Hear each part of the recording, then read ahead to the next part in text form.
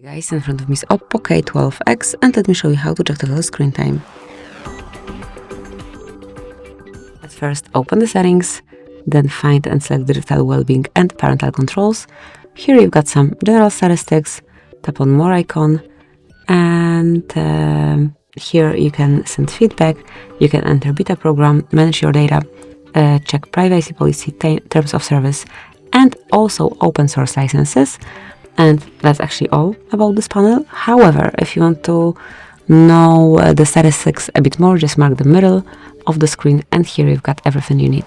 So you can check either one particular application and go through all days of usage by checking screen time, notifications received, or times opened.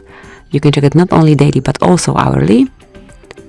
And let me go back. And also you can check same statistics for all apps over here.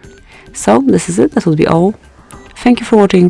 Please subscribe our channel and leave the thumbs up.